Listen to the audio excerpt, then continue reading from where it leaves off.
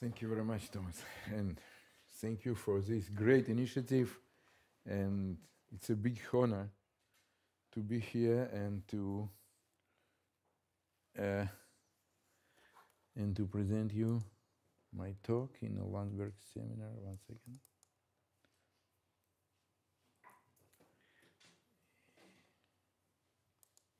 Yes.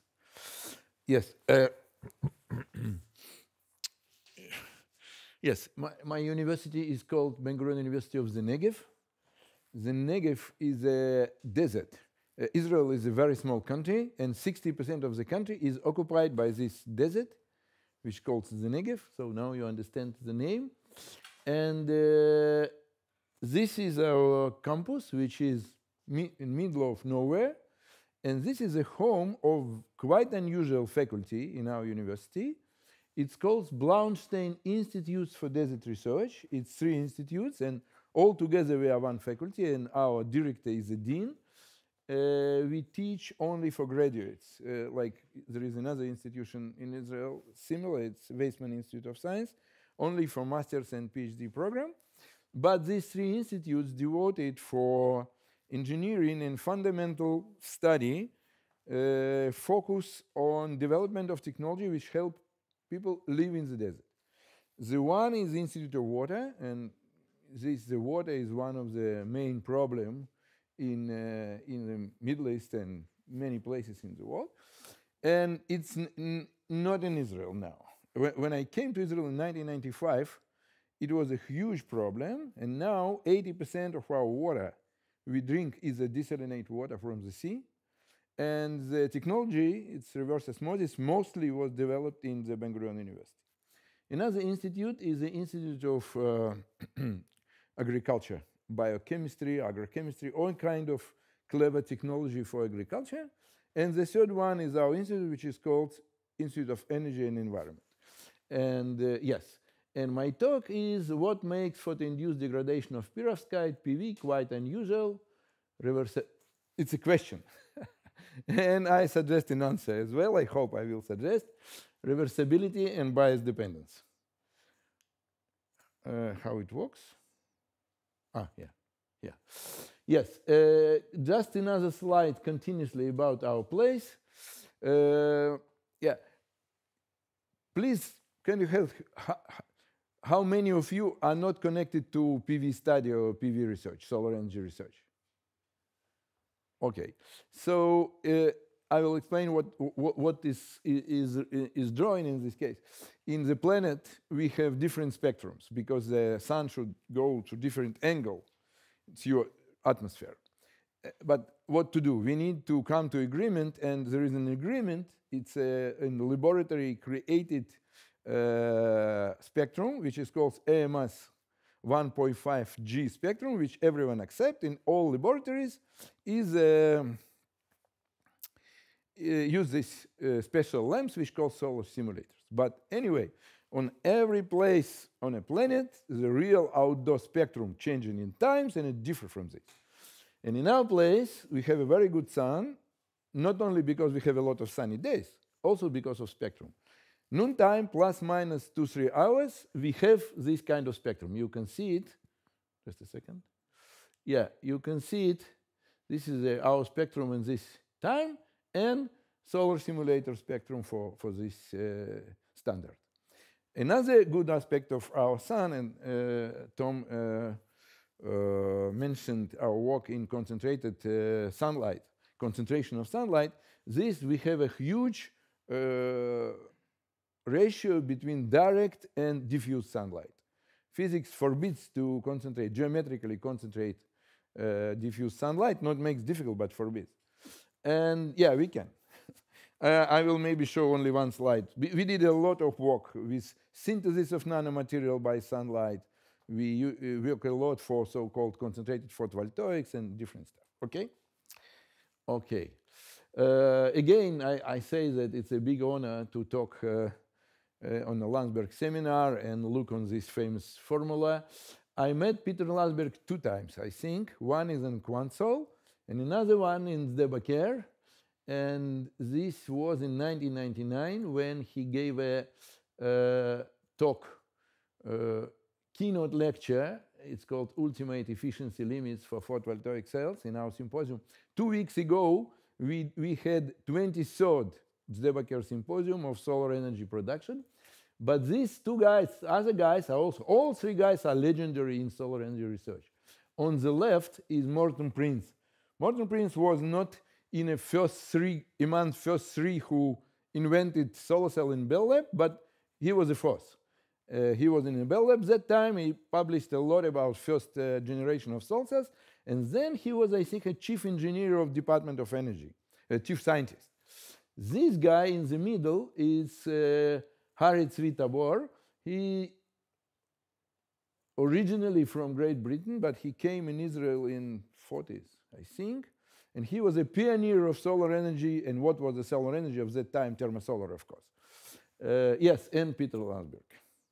So thanks, Tom, to make this opportunity. Okay, many of them, if you now in solar energy research, you know the word perovskite, but not many understand what does it mean, yes?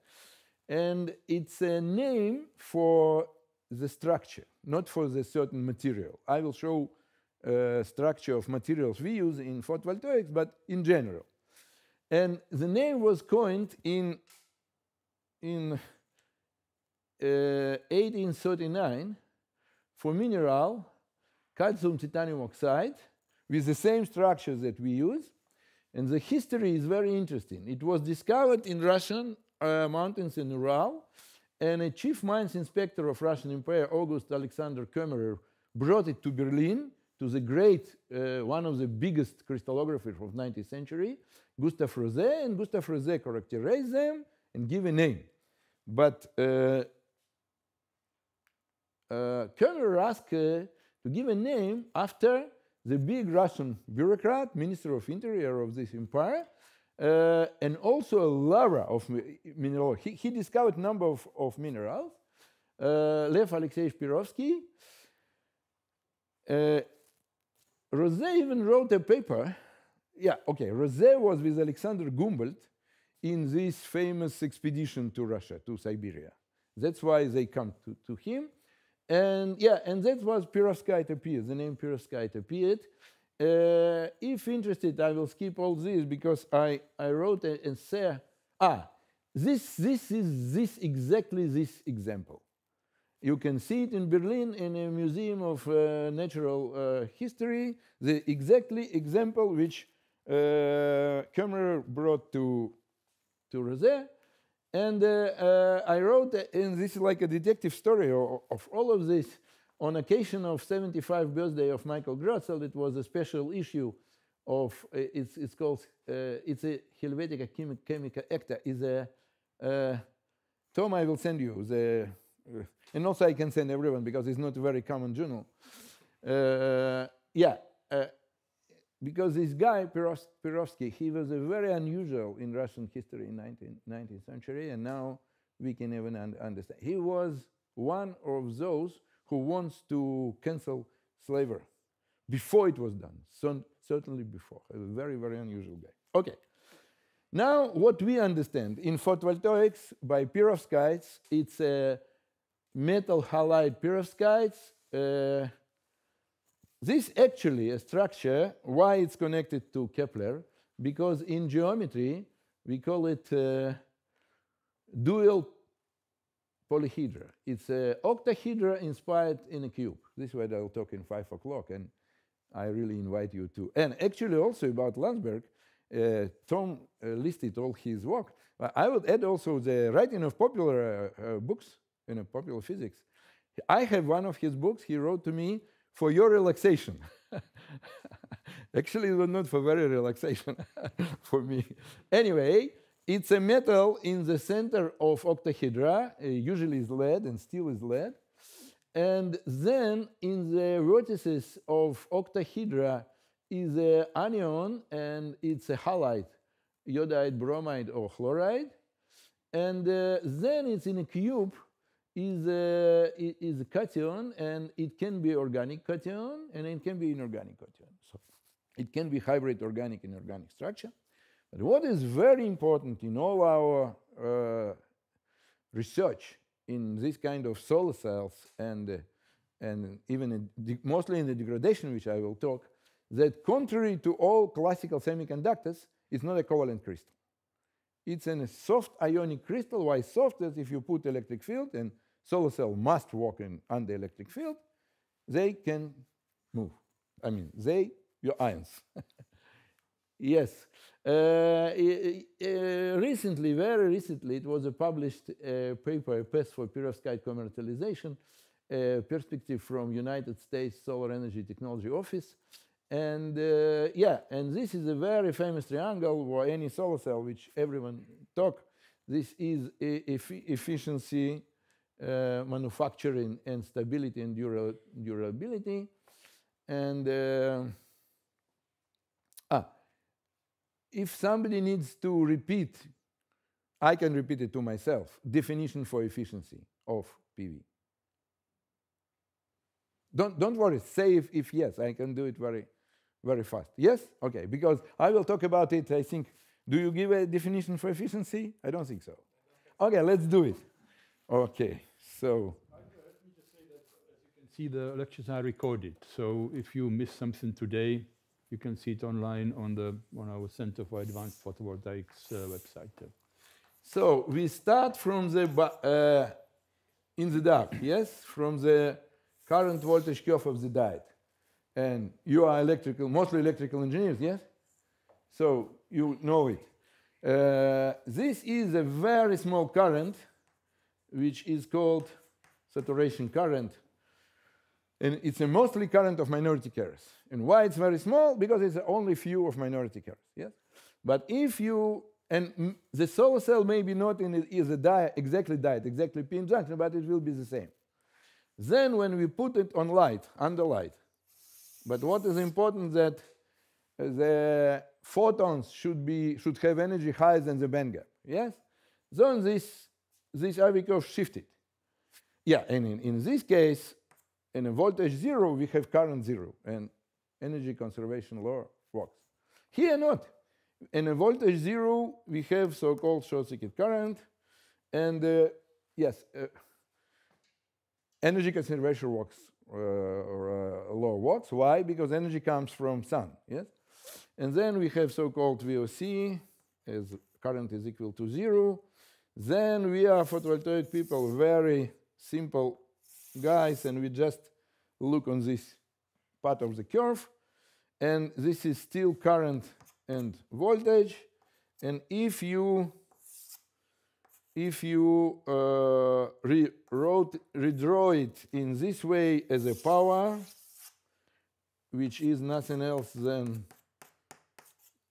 product of current and voltage, and here it will be 0 because voltage is equal to 0. Here it will be 0, and somewhere it will be what we call maximum power point, maximum power.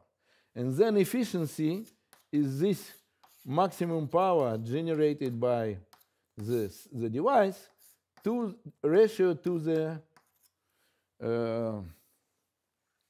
power of sunlight, input sunlight, in watts per square centimeter. Then we also introduced another parameter. We show how rectangular this curve is. We call it fill factor, and it is maximum power divided by a product of short-circuit current and VOC. So it's a ratio between this rectangle and this rectangle. And then eventually we can rewrite this equation. It's short-circuit current, VOC, fill factor, product of these three divided by power of light. Yes, that's it. So when we analyze everything, like Thomas will analyze mostly VOC, I understand, and it's more fundamental parameters.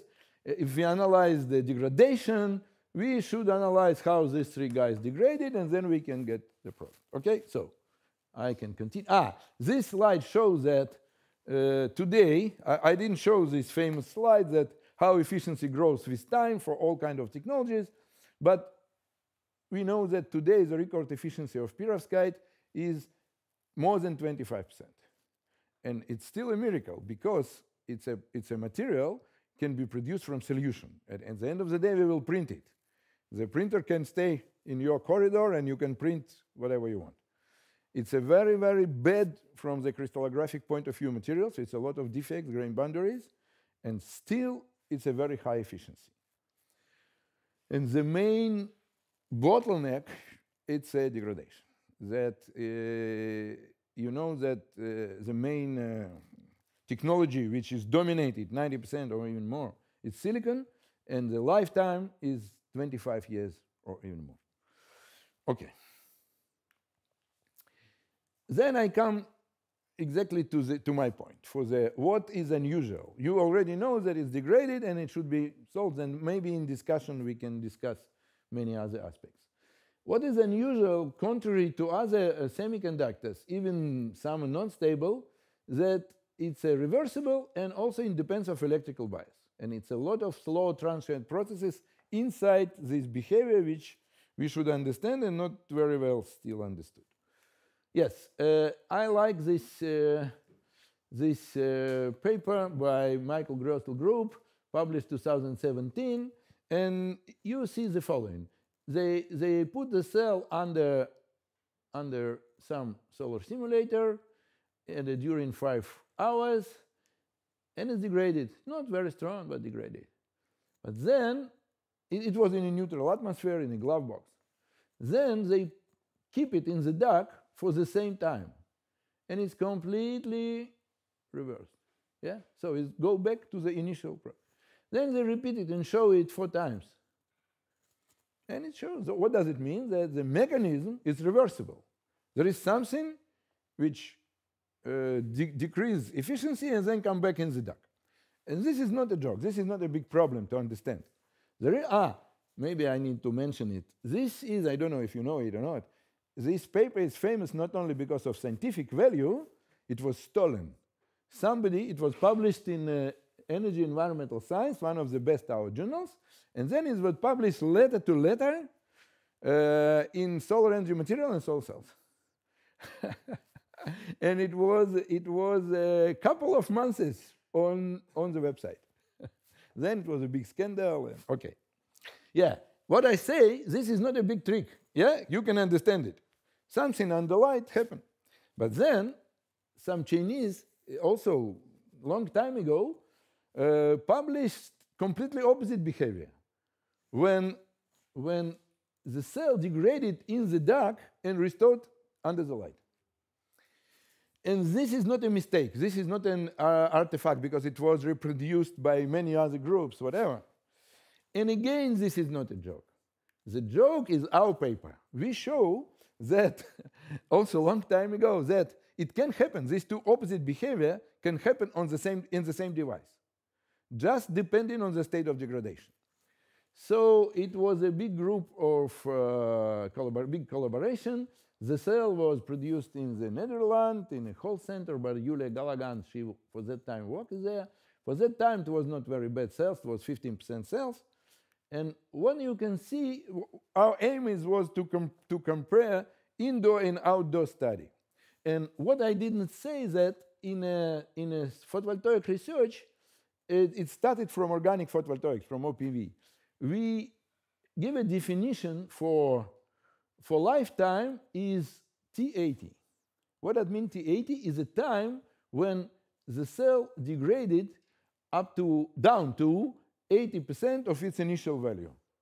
When you listen that silicon solar cell has a lifetime of 20 years, it doesn't mean that it goes to 0 during these 20 years. It goes to 80% of initial value. Yes.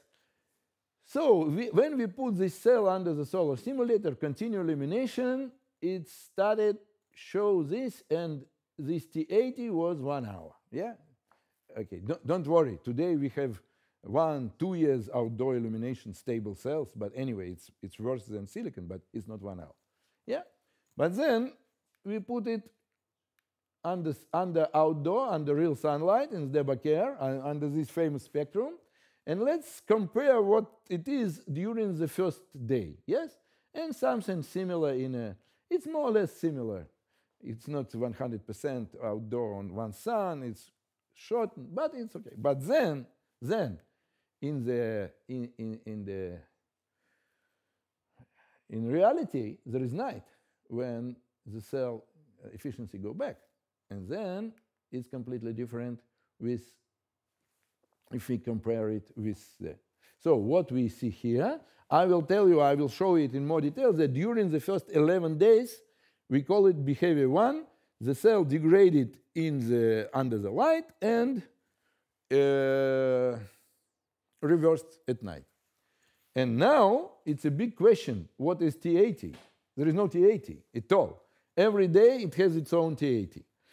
You can say, okay, intuitively we can say, let's take the first maximum values and draw this draw, and then in this case this can be 1 hour. T80 continues. But this is wrong in terms of energy production. For example, if you use this idea with this previous with this walk, you can say there is no degradation at all if you use only these points. So it's wrong. We should suggest something else. And we should ever think about this integral. Yes, this is production of energy during the time of operation. Yeah. So what we suggest, to use another figure of merit, and the paper was called New Figure of Merit, so that instead of efficiency, we should think about so-called energy output during one day, and then to see 80% how it's T80 in this meaning.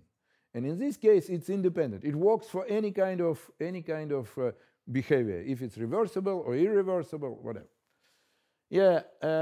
Now, when we published it in a very good journal, but then I found that in silicon photovoltaics for outdoor measurement, there is a standard which requests its modules, which requests to measure so-called performance or performance ratio. It's energy output during a day divided by integral of energy of sunlight. So now we only use, and not only we, all community use it in this way. Yeah? Yeah, but I promise you to show you the change. After 11 days of this exposure, this behavior 1 changed to behavior 2, and it started to degrade during night and restored during the day.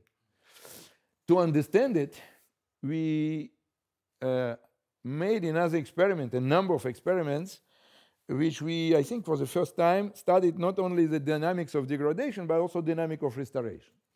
And I will explain you, I think it's an elegant experiment. I will explain how we done it. We decided to stop illumination, it was under solar simulator, to stop illumination at different stages of the device degradation. The first is we stop it at T80, when efficiency dropped to 20%, by 80% of initial. And in the dark, you see that during a couple of hours is restored by 100%. So you will see it as a result of first Grottel paper I show you.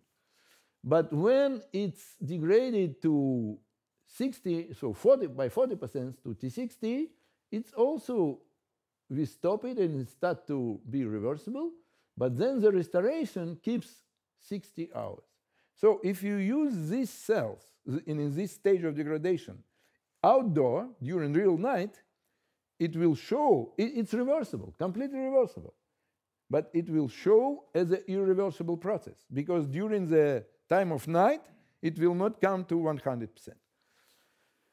But the most interesting stuff happened when we allow the cell degraded by 40 or 80%, and then when we switch off the light, instead what we wanted to see improvement, we see the very strong degradation. We call this effect deep in the dark. And I didn't believe in it, and I asked to do it again and again. It's a reproducible effect. Yes. So what does it mean? that in a real operation we have at least 3 different pathways. One is reversible, one is irreversible, and one we called apparently irreversible process. We thought in that time, then we do some modeling about it, that maybe during this time it happens that ions reach some interfaces, and in these interfaces different kind of traps formed, and they behave differently with light or without light. We measured the Raman spectroscopy and PL, and we really think that there is no perovskite decomposition, so and not phase segregation, that for reversible it's either ion migration or bulk trap formation, similar to amorphous silicon, that's also reversible process. Yes, yeah, and that was in 2018.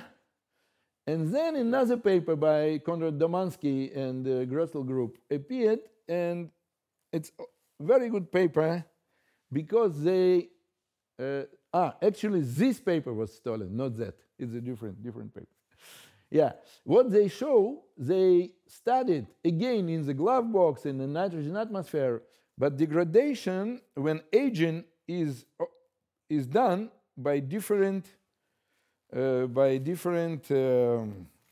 bias, electrical biases. Yes, so you can see this one is one cell was in open circuit. All results I showed you, we were not educated guys for that time. It was in open circuit. What does it mean? That the cell just lie on sun in open circuit. We didn't produce power from it, and then time to time we measure efficiency or maximum power output. Another was when in short circuit, it was shortened. But the third one is in maximum power point, in this point. How photovoltaic works in reality in a field, there is a special device which is called maximum power point tracking, which keeps the module or cell in this point.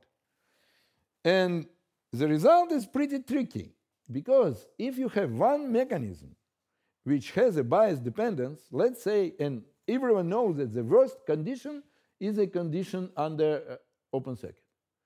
But if it is, it should be, then should be maximum power point, and the beta should be short circuit current, yeah, short circuit. But it's not. You can see that the short circuit goes after VOC, and then the most stable condition is maximum power point. What does it mean? It means that it is at least two different mechanisms of degradation in open circuit and short circuit. We have a different dependence on electrical bias, and this is, let's say, stability. And this one we can explain why it is. And we try to analyze literature and see that it's not only in perovskite, even in some kind of old and classical PV technologies, something like this happen. Also, it's happened in amorphous silicon and in OPV, but by different mechanisms. Here, this material has some part of ionic bonding. Yeah, this is, I promised to show you one slide with what we did with solar concentration. We want to use solar concentration as a method for instigate degradation. So if you have one mechanism, and this mechanism is linear to light intensity, the mechanism is only light driven, yes?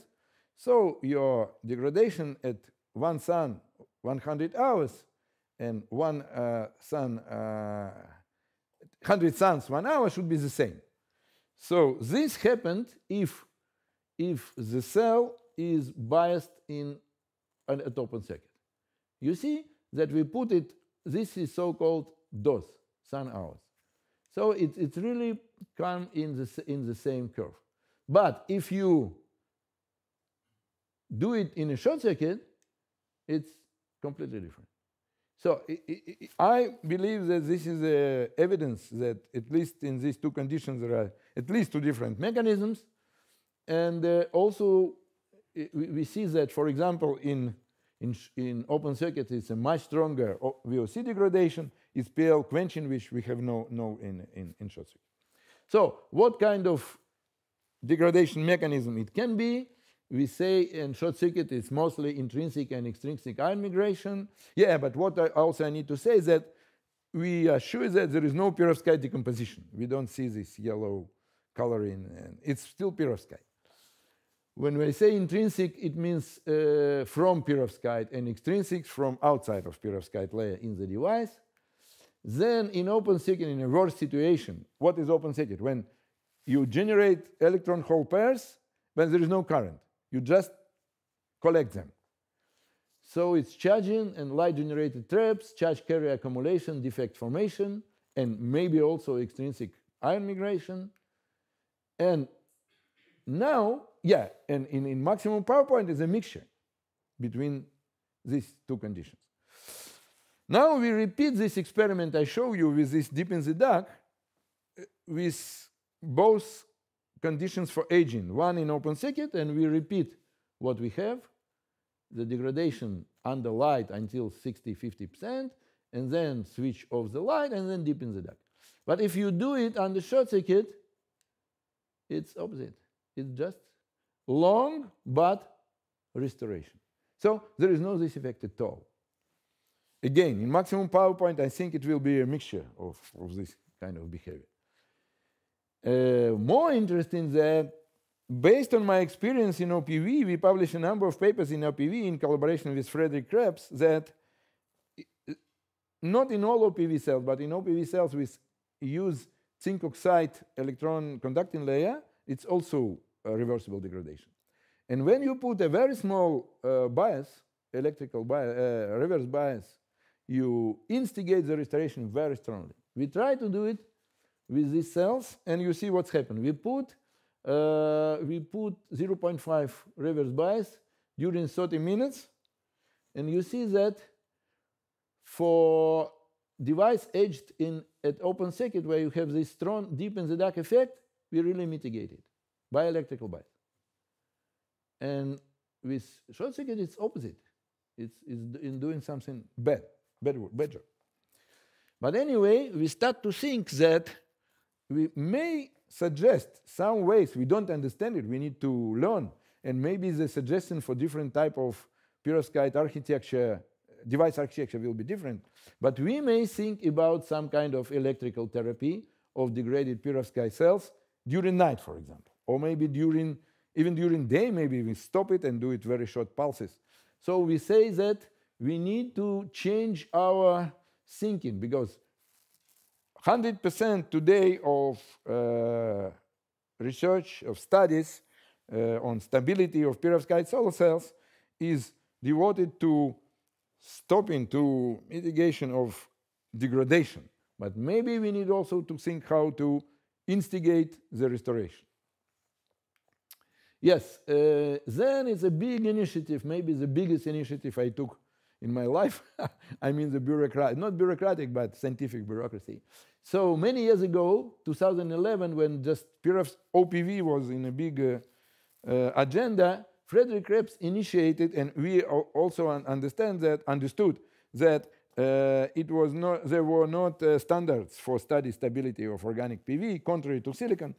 And we published so-called academic standards. We published a paper, Consensus Stability Testing Protocols for Organic Photovoltaic Materials and Devices. It's called so-called ISOS protocols. ISOS, it's a name of the conference where the first discussion was done. This conference was the last week in Denmark. After the COVID, it was the next ISOS. It's a conference, it's International Summit of Organic and Perovskite Stability. So what it is, it's 5 types of protocols, one on different levels. One in the dark, outdoor, lab weathering. Lab weathering means you put it on the solar simulator, that's it. And thermal cycling and solar thermal and humidity. And after that, the people studying this say, I measured it as ISOS 1 or ISOS L1 or O1 or D1 protocol, and we really need it. We really need it, especially today where we want to use machine learning methods, when we want to use big collaboration, whatever.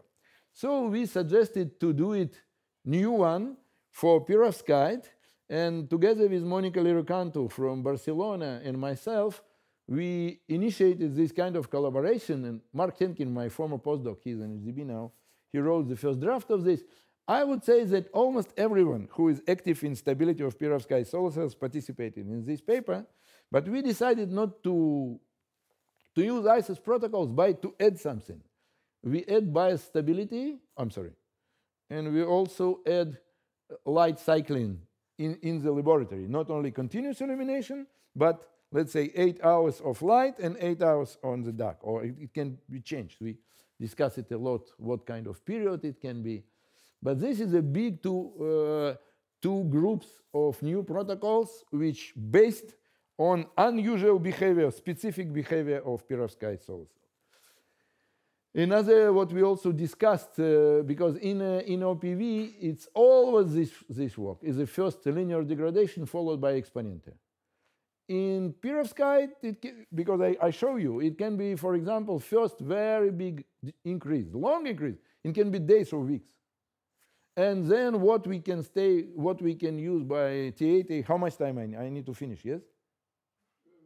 We'll so slowly wind down, maybe. Yeah, I'm almost okay. So we also discuss this kind. You can, if somebody interested, we can discuss it in discussion. Yes, okay, I finished. My conclusions. So first, diurnal changes in performance. And I promise, I convince you that it can be very complicated, these diurnal changes. It can be opposite behaviors. Suggested figure of merit, daily energy output for performance, the time of its 20% drop for stability. And degradation under real operational condition involves reversible and irreversible mechanisms, and something we called apparently irreversible, which a restoration process lengths more than one night. Very strong bias effects. Aging, open circuit versus short circuit or maximum power point can be different. And also, I didn't discuss it, but I can show you that for various principal PV parameters, VOC, short circuit current, fill factor, it can be different because I only show you today this number. But this number is pretty speculative. We really need to look what's happened with these main parameters. It's a very, very complicated story. Can be different for dominant effects may depend on the stage of the device degradation.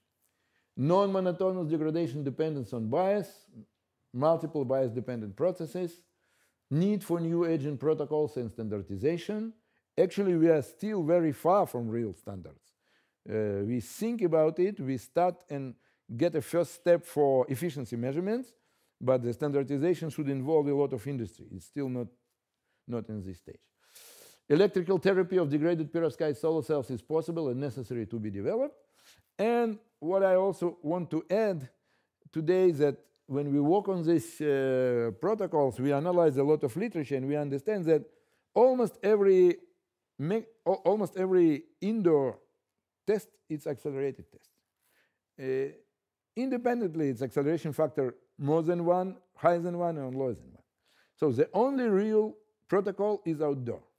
But the outdoor testing has two problems. One is it can be very long if the cells are stable, and today I told you we work with 1-2 years stable cells. Another problem is that it's different in depend on climates and geographical zones.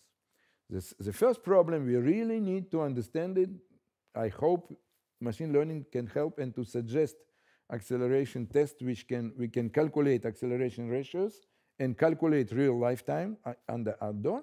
But the second problem, I now initiated in this week ago conference, a big round robin, a big outdoor study in different climates. And if you're interested in outdoor study, and if you have a maximum power point tracker for at least, let's say, 5-10 cells independently, and you're interested to do it in this climate, please write me. It will be two different cells architecture.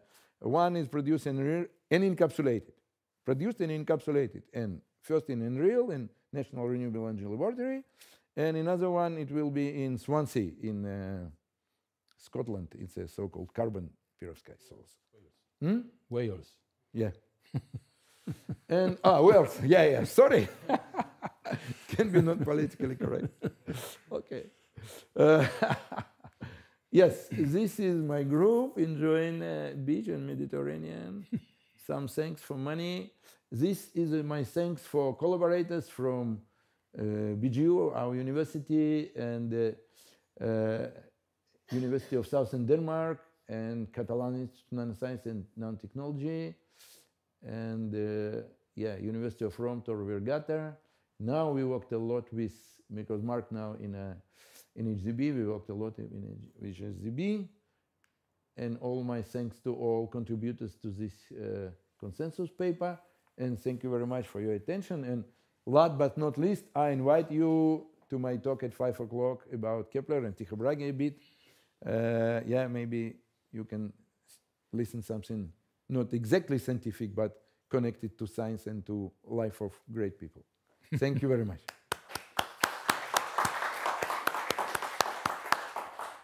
Well, thank you, Eugene, for this inspiring and thought-provoking talk.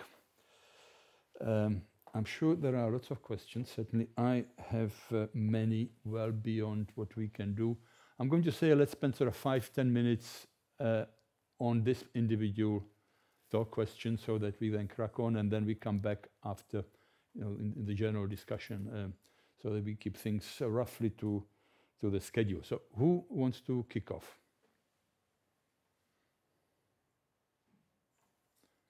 Don't all speak at once, as they say.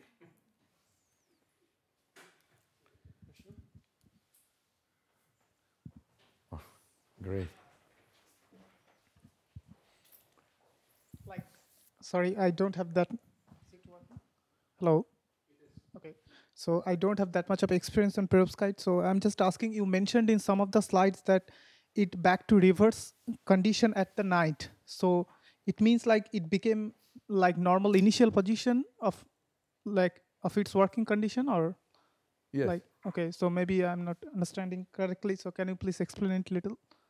No, I'm not sure I understand your question. When we say about it came back to its at light, under light, and reverse at the night. Restoration at night. At night. Let's see that there is some process when light initiated.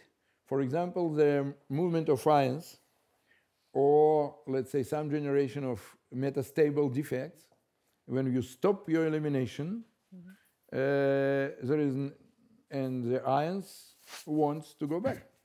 If they don't react with interfaces and with contact, for example, if these iodine ions reach silver contact, death, end of the talk. Yeah. They will create a chemical compound and stop the work. But if not, if they just stay in the layer of perovskite, they may go back. Depending on the length they need to go back, they may go back. The same with the generation of metastable defects. If you generate under light some metastable defects and you stop the light, they can recombine, I would say, yeah. Okay, so like what kind of principle is working there for the ions to go back to the, during the... The principle is drift. They go by drift. Okay. And you stop drift. They go back. Okay. The same. Okay, thank you. No, but actually, if you can understand me, I didn't say it in a talk. Now I answer on your question, I say, for example, we really don't know exactly what is the mechanism. Yeah. But we know the fact.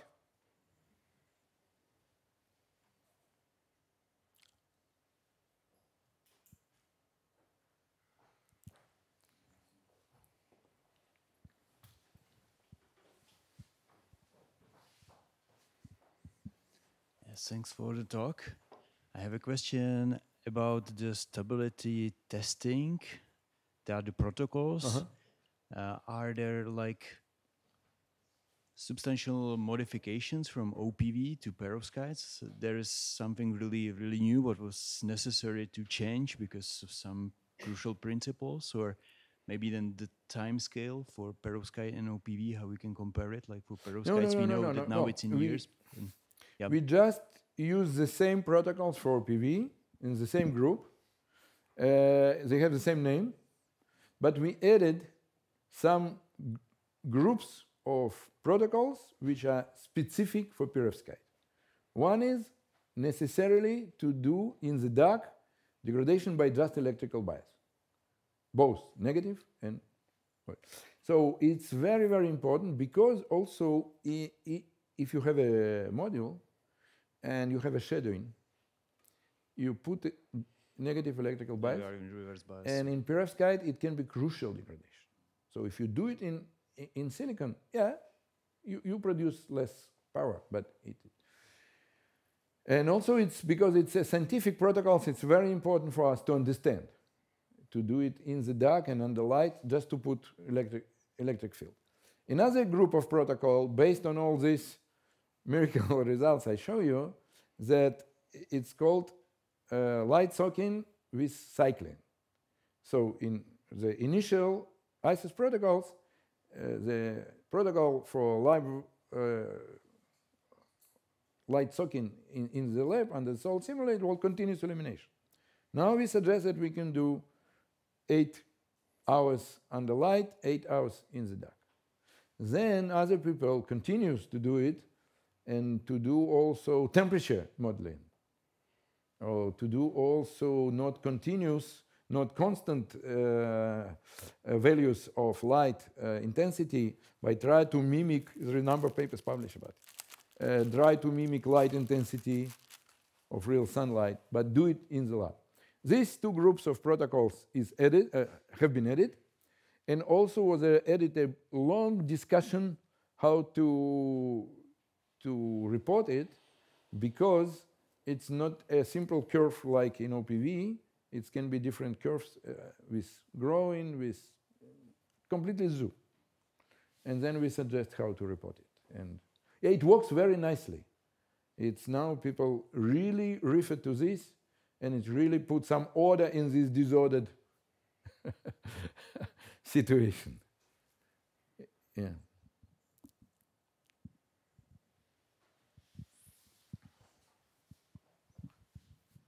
Thank you very much for. Is it switched on? So I would like to stimulate you with my question to get some of your personal comments. What are the hopes? How to improve the degradation behavior of perovskites? Supposing a hypothetical situation that we are forced to use the perovskites right now in the field, what would be the energetic outcome, taking into account that beneficial effect of the dark simply needs to be applied for a certain time? I think you mentioned something like 60 hours would be necessary to come back to the initial values. No. It was for particular device architecture, for particular sample. I think as I understand, there are two questions in one. One is my personal view. What about stability? Next, what is the hope for stability? Yeah, I think you had a note or a point in the conclusion that some of the electrical treatment may be the hope for how to cope with it. Let's start with this. I really think that most of behaviors, perovskite behaviors, is reversible. I mean, degradation is reversible, and if it's reversible in a way I show you that it's iron involved, we can help. We can even make worse, but we can help with electrical biasing. But also what I show you, it should be done on a certain value of degradation. For example, I showed you that if it's degraded by T80, we can really help it very short. Maybe we can stop and do electrical bias for a couple of 10 seconds and it go back.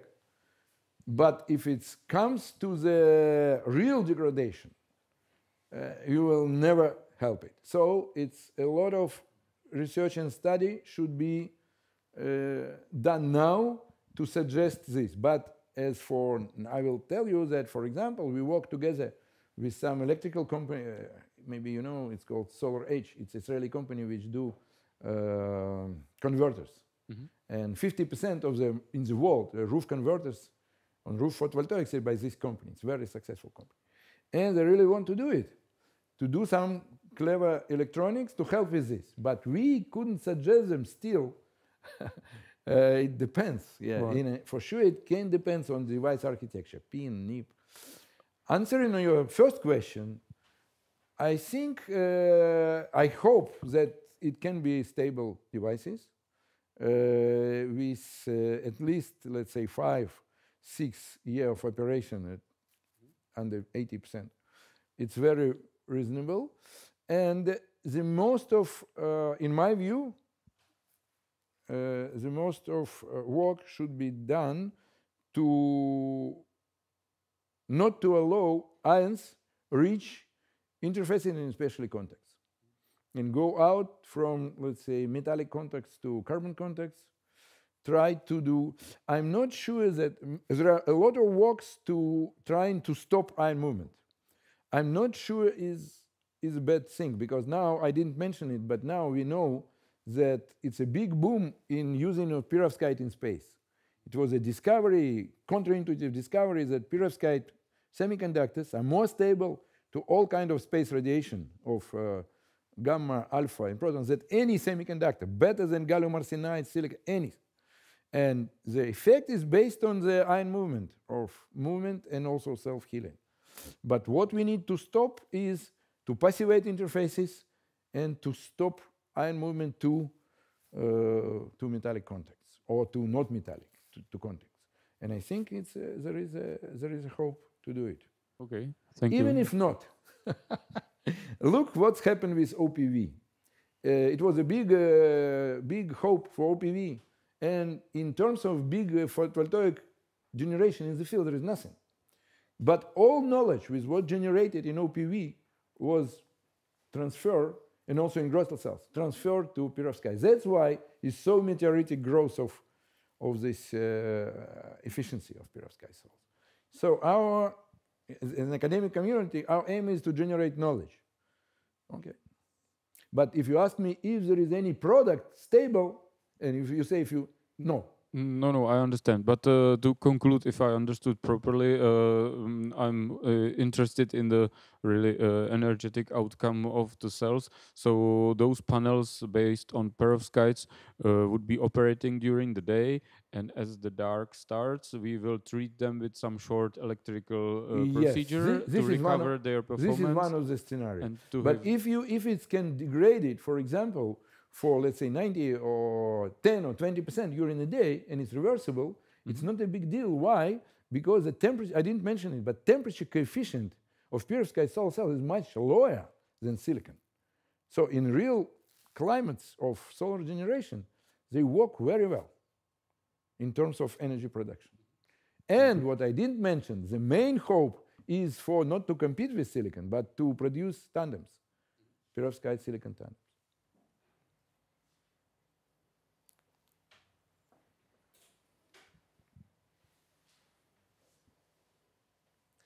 Maybe I'll take the opportunity to ask a question. This bias-dependent self-healing, is it characteristic for your type of perovskites that you are using, or have you tried different materials, let's say lead-free perovskites? Yeah. It's a consensus in the community that there is bias dependence for all kinds of perovskite architectures, and the only way to do it properly, if you don't want to study this effect, to keep it in MPP. For example, in this, our big round-robin experiment, its first requirement, it should be kept in maximum power point, and no else. It's fundamental. Okay. But kind of behavior, scenarios of degradation and restoration is different.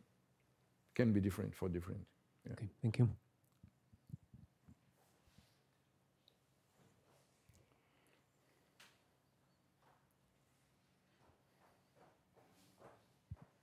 So it was a really very interesting talk. I would like to ask the previous guys asked that how it will be practically possible, this electrical therapy, that if you install the module, let's say in field or somewhere, and during night, then you have to somehow use the external field to do the therapy. So how it will be practically possible? What's the problem? If it's during night, it's not a problem. At night, we can do whatever we want. We just, it is a device which keep, what is maximum power point? It's a device which put electric field and take it in a certain range of voltages. And it takes this device during night to put negative voltage, and it will do it. The problem is that maybe it's impossible to do it at night. Maybe at night the cell already goes to the situation where it will not recover. Yeah, that's the question. That should be done under light, but under light it also can be done. But you will need an external source. Then no, it's the same device, which when we use solar cell, it's not only solar cell. There is a lot of electronics together. It's maximum power point tracker and also converter from DC to AC. So we'll use the battery, you mean? It's not a battery. It's a voltage source. Maximum power point tracking is a voltage source which do it. No, it's the same device we'll use. Nothing new. I mean, just we should suggest a recipe, but we don't know still. Okay. Thank you.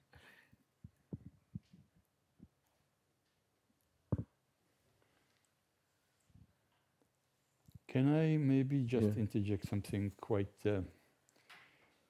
different and maybe sort of continue the spirit of Landsberg discussion, something you might say is complete sort of shouldn't be mentioned. But to me, you have actually demonstrated that the perovskite, you've got two electrodes which have two different work functions to work. So you have actually a battery.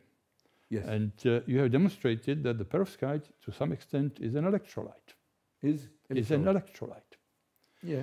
So couldn't we or shouldn't we possibly to start thinking about, instead of saying degradation, couldn't we use it and combine the solar cell operation with a battery-like operation? Frankly speaking, I don't know. Maybe we can have a discussion after his maybe talk. We can continue But I prefer to talk about facts.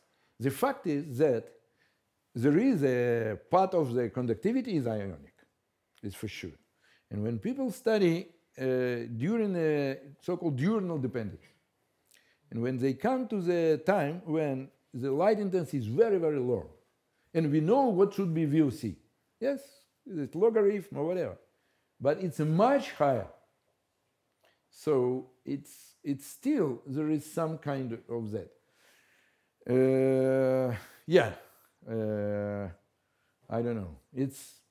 Can we say it's some kind of electrolyte, ionic? I guess it's a little bit of a very bad battery on top of it. But I may ask you in another way. Because of this ionic conductivity, the lifetime of where I put it? It's chokes over here. The lifetime of, let's say this is a short circuit current of VOC, doesn't matter. Yeah. So it's a time, and this is a VOC or short circuit current, and it goes, and then it can go very, very long time, at least 1 hour can be. In conventional semiconductors, it should be during a lifetime of minority carriers, yes? And now people measured EQE. Most of EQE measured with lock-in amplifier, very fast. And for me, it was a big question, how it's possible? Because because this part, the electronic part, are dominant, and it's really fast. So I would say it's a mixture of real semiconductor device and some kind of ionic electrolyte. Okay. Interesting. I don't know if I answered your question. No. I'm not sure there is an answer, but just to sort of to get. Maybe we can do it after the. Maybe when it's. We can continue, of course. Okay. The other thing I would very quickly like to mention, whilst I. Now, can I do this? Can I add one more mechanism to the possible? Yes. Only one? Well, one more. I mean, I'm not saying there's only one, only but one more. I can add one which I know about. It's called recombination enhanced defect reactions. Yes. Because each recombination releases a huge amount of energy as far as the material is concerned. And that one was actually, I think, I'm not sure it was completely accepted, but I think it was observed even in silicon. In amorphous silicon, for sure. No. Yeah. In crystalline silicon. Yes. In crystalline silicon. I agree. And also, it should be an open circuit, much more dominant, because it's only recombination. We generate... yeah, I think so. Yeah, but it depends where you've got the carriers. So it was a little bit, but that was sort of one fairly big piece of work for space solar cells and silicon in the 70s, and so never know, it might come. Yeah, I agree. Can I say Eugene again? Thank you, Eugene again. Yeah, but what should I do now with this? I'll take it.